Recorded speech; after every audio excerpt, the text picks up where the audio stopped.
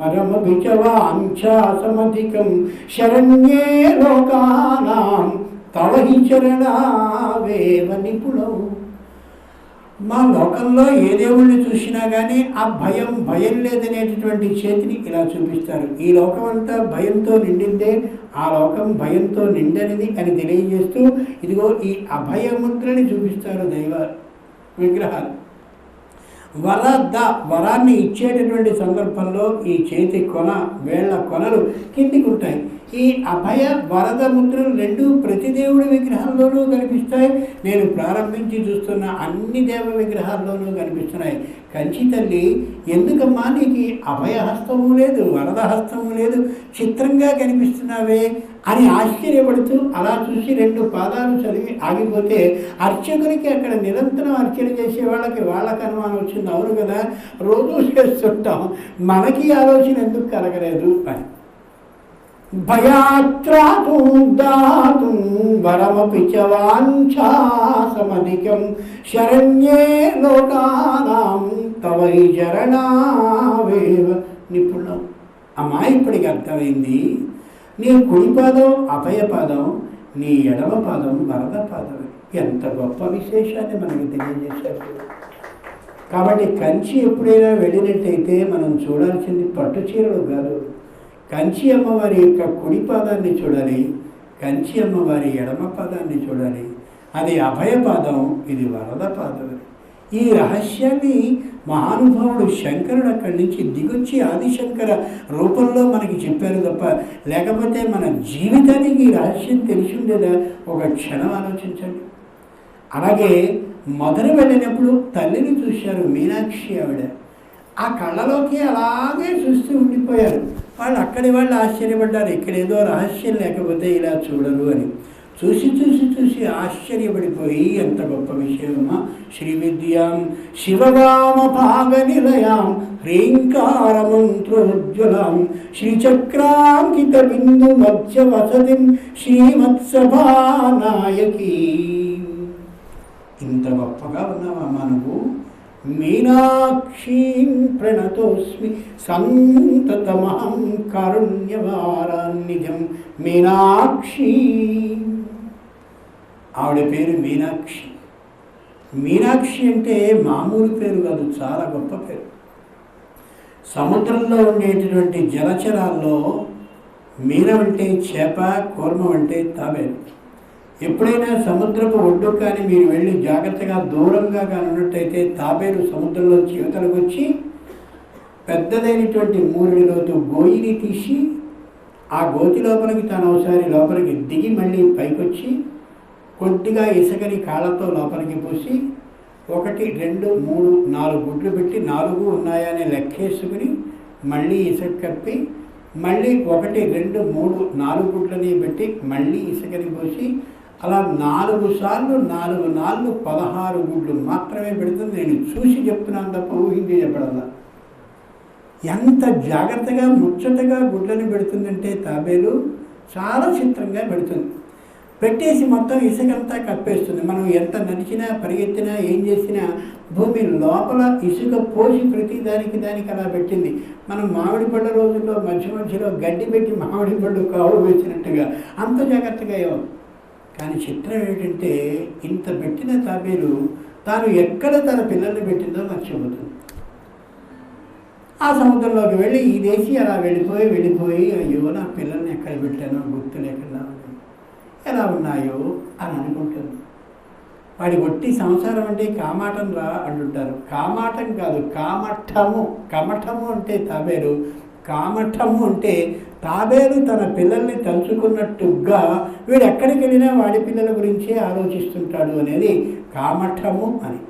తాబేలు ఎప్పుడైతే తన పిల్లల్ని అలా తలుచుకుంటుందో ఇక్కడ ఉండేటటువంటి గుడ్లని పొదిగిన తీరు వచ్చి మెల్లిగా వీటికి చలనం లభించి అలా ఇసుకని పూర్తిగా తొలగించుకుని 1, 2, 3 మొత్తం 16 పిల్లలుగా మళ్ళీ సముద్రంలోకి చేరుతాయి. తల్లి పిల్లల్ని గుర్తించలేదు, పిల్లలు తల్లిని గుర్తించలేదు. తలుచుకుంటే చాలు పిల్లలకి ఆ విధమైనటువంటి చలనం లభిస్తుంది. అమ్మా ఎంత ఆశ్చర్యం తల్లి! ఒక్కసారి మమ్మల్ని అలా అనుకోగలవా? మేం కామఠులని ఈ విషయంలో అయితే ఎంత ఆనందమో అని ఆ తల్లిని చూసి పరవశించిపోయారు. అది ఒకటి.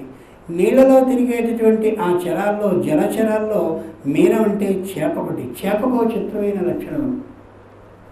లోకంలో ప్రతి వ్యక్తి కూడా పాలనిచ్చిన కారణంగానే పెరిగిన వాళ్ళు, మనందరం అట్లాంటి వాళ్ళమే. కానీ పాలని ఇయ్యకుండా పెంచే లక్షణం ఉన్నటువంటిది చేప. చేప ఏం చేస్తుందంటే తన సంతానాన్ని ఒకసారి అలా చూస్తుంది. చేప తల్లి అయినటువంటి చేప పిల్ల చేపలను ఇలా చూస్తే వాటి కడుపు నిండుతుంది. మీనాక్షి, అమ్మా నీ కళలోకి నేను చూస్తున్నాను. తల్లి చేప పిల్ల చేపల్ని చూస్తే కడుపు నిండుతుంది అని కదా మీనానికి ఉండే లక్షణం, మీనజాతికి ఉండే విధానం. నేను ఇదిగో చేపలా నీ దగ్గరికి వచ్చాను, నువ్వు తల్లి చేపలా ఒక్కసారి నీ కంటితో ఇదిగో ఈ పిల్ల చేపని చూడు, చాలు బ్రహ్మాండంగా నా శరీరం నా జీవితం నిండిపోతుంది. మీనాక్షి, కాబట్టి మధుర వెళ్ళినప్పుడు మీనాక్షి కళ్ళలోనికి చూడాలి, కంచి వెళ్ళినప్పుడు కామాక్షి పాదాలని చూడాలి. ఎన్నెన్ని రహస్యాలు లోకానికి ఆయన చెప్తే మనకి వేళ మన బతుకి అర్థమవుతుందో ఆలోచించుకు చూడండి. ఎన్నెన్ని రహస్యాలు ఆయన చెప్పినవో మనకు కనిపిస్తూ ఉంటాయి. అంతేకాదు కథ కంచికి మనం ఇంటికి అని లోకంలో ఓ సామెత కూడా ఉంది.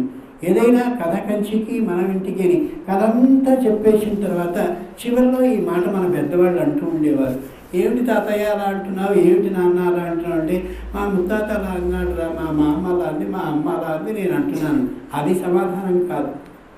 లోకంలో ప్రతి వ్యక్తికి ఓ కథ ఉంటుంది జీవితంలో. ఆ జీవితంలో ఉన్న కథని చెప్పుకోవలసిన చోటు ఎక్కడంటే కంచిలో ఉన్న అమ్మవారికి ఏమి చెప్పాలి, అమ్మా నా కథ ఇది, నా జీవితంలో ఉండే కథ ఇది అని మానసికంగా మనం కథని కానీ చెప్పినట్టయితే రెండు చెవులతోనూ గ్రహించేటటువంటి లక్షణం ఉన్నటువంటి తల్లి కంచిలో ఉంటుంది. మన జీవిత కథని కంచికి చేర్చాం, కథ కంచికి చేర్చాం కాబట్టి ఇక మనము ఇంటికి పోవచ్చు, ఇక పర్వాలా అమ్మ చూసుకుంటుంది మన బాధ్యతని. ఎంత గొప్ప ఆలోచన చూడండి. కష్టం వచ్చినప్పుడు చెప్పుకోగలిగినటువంటి చోటు ఎక్కడంటే అక్కడ. చిత్రం ఏమిటంటే కంచిలో ఉండేటటువంటి అమ్మవారికి శ్రోత్రేంద్రియం చెవిలో వినేటటువంటి యంత్రాన్ని ఏర్పాటు చేసినటువంటి మహానుభావులు ఆదిశంకరుడే.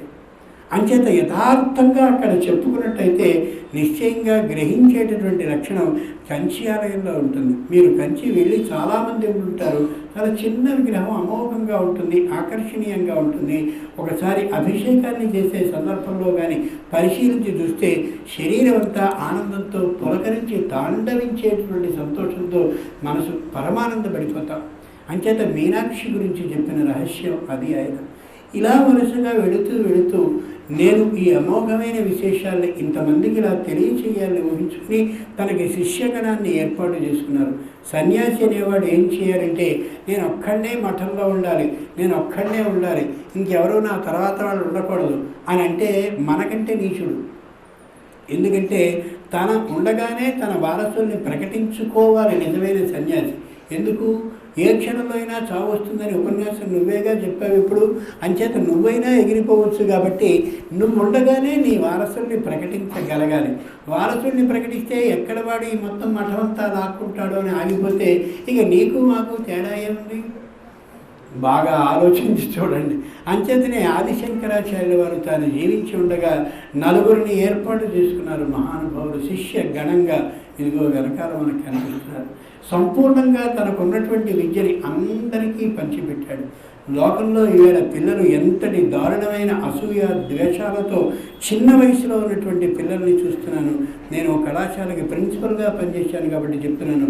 ఎంత అసూయతో ఉంటున్నారంటే తనకు వచ్చినటువంటి విషయం ఏదైనా పక్కవాడు అడిగితే వాడికి చెప్పేస్తే ఎక్కడ వాడికి ర్యాంక్ వస్తుందో అని వెళ్ళవ చెప్పడు. ఎంత దారుణమైన పరిస్థితితో. ఇంకా సహాయం ఏమిటంటే ఎల్లుండి పరీక్షలుగా వాడికి సంబంధించిన అతి ముఖ్యమైన పుస్తకాన్ని కాజేస్తాడు కూడా. అంత నీచమైన విధానాల్లో ఉన్నారు వీళ్ళు.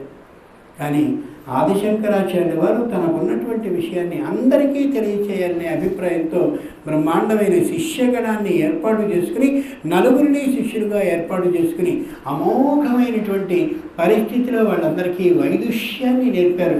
ఏమాత్రపు అసూయ ద్వేషం లేకుండా వాళ్ళు నలుగురు 4 ప్రదేశాల్లో ఉండాలని నిర్ణయించినటువంటి మహానుభావులు. స్థలరమణీయం జలరమణీయం. స్థలానికి పావిత్ర్యం అంటే పవిత్రత ఉంటుంది. బాగా పరిశీలించి చూడండి.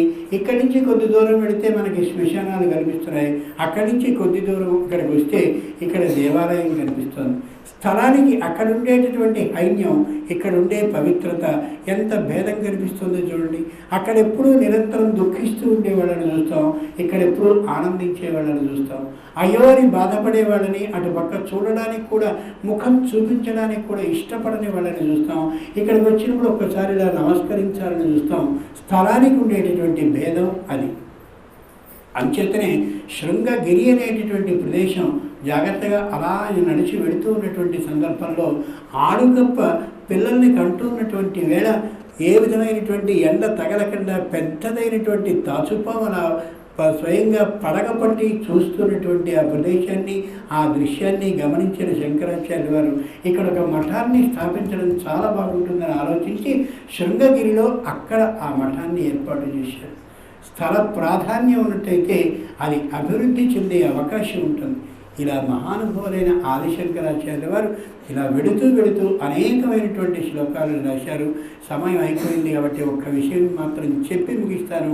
ఎన్ని గంటలైనా శంకరాచార్య వారి గురించి అలా ఉపన్యసిస్తూ వెళ్ళొచ్చు. ఉపన్యాసానికి కావలసింది ఏమిటి అని అంటే, ఉపన్యాసంలోని ప్రతి వాక్యము కూడా శీర్షికకి తగులుతూ ఉండేదిగానే ఉండాలి తప్ప ఇక్కడ మొదలుపెట్టి ఇంకో చోటికి వెళ్ళి, అక్కడి నుంచి ఇంకో చోటికి వెళ్ళి, అక్కడి నుంచి ఇంకో చోటికి వెళ్ళి గిరగిరా తిరిగి మళ్ళీ ఇక్కడికి రావడం అది సరైనటువంటి ఉపన్యాస విధానము కాదు.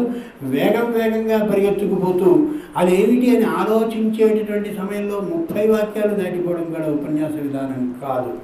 ఎందుకు ఈ మాట మనవి చేస్తున్నాను అంటే దానికి కారణం శంకరాచార్యుల వారు శనై నిదానంగా బోధపడిందా, తెలుస్తోందా, మాట్లాడేది అదేనా కాదా అని అడుగుతూ బోధించేవారు అనడానికి ఆధారాలు ఉన్నాయి. కాబట్టి అటువంటి ఆదిశంకరాచార్యుల వారు బ్రహ్మాండంగా తనకి తానుగా అద్వైతాన్ని స్థాపించాలనే ఊహతో బయలుదేరి మండన మిషన్తో వాదానికి దిగారు. మండన మిషన్లు అంటే సామాన్యుడు కాదు.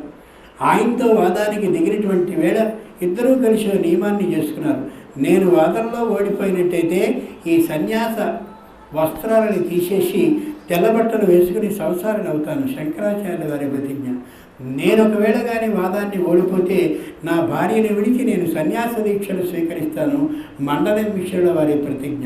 ఇరువురు బ్రహ్మాండమైనటువంటి వాదాన్ని 2 బ్రహ్మాండమైన మదగజాలు పోరాడుతున్నట్టుగా చేస్తూ ఉంటే మండల మిశ్రుని యొక్క భార్య అయినటువంటి ఉభయ భారతి తేర్పరిగా నిలిచి వాదాన్ని చూస్తోంది. ఇద్దరి మెడల్లోనూ చిరక పుష్పమాలని వేశారు. ఎవరి వాదం ఓడిపోతే వాళ్ళ మెడలో ఉండేటటువంటి పుష్పమాలిక వాడిపోతుంది అనేది అక్కడి నియమం. తపశ్శక్తి ఉన్నటువంటి పుష్పమాలలు ఇద్దరూ వేసుకుని వాదిస్తూ ఉంటే మండల మిశ్రుడికి లోతు అందల. శంకరాచార్యులు వారు వాదం మీద వాదాన్ని చేస్తూ ఉంటే మండల మిశ్రుడు కాస్త ఓడిపోయి ఓటమిని అంగీకరించవలసిన స్థితిలో తల వంచినటువంటి వేళ, పుష్పమాల వాడిపోయినటువంటి వేళ వెంటనే భార్య అయినటువంటి ఉభయ భారతి లేచి, ఏమయ్యా అర్ధాంగిని కదా నేను, ఆయన సగం ఓడినట్టు నేను మిగిలింది వాదించి నేను కూడా ఓడిపోయినట్టయితే అప్పుడు నా భర్త ఓడినట్లు. పురాణ ఇతిహాసాలని కానీ పాత చరిత్రని కానీ చదివినట్టయితే భార్య భర్త కష్టంలో ఉన్నప్పుడు ఎలా ఆదుకోవాలో తెలుస్తుంది.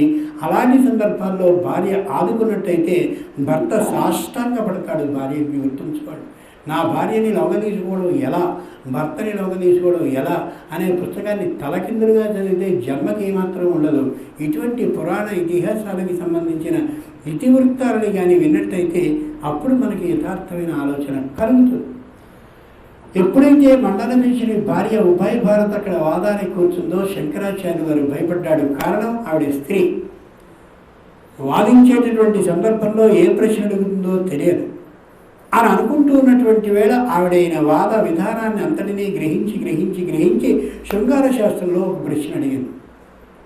ఈయన ఆ రోజుల్లో సన్యాసులకి శృంగార శాస్త్రం గురించి తెలియదు కాబట్టి పాపం ఆయన ఏమీ చెప్పలేక మౌనంగా తలదించుకు ఉండిపోయినటువంటి వేళ వెంటనే మండల మిశ్రుడు చిరునవ్వు నవ్వుతూ ఉంటే అప్పుడన్నారు, నేను వాదాన్ని ఓడినట్టుగా అంగీకరించడంలా 1 మాసపు గడివిప్పించినట్టయితే ఒక మాసం కాలంలో దీనికి సమాధానాన్ని తెలియజేసుకుని మరీ ఇక్కడికి వచ్చి వాదించి ఓడానో గెలిచానో తెలియజేస్తాను.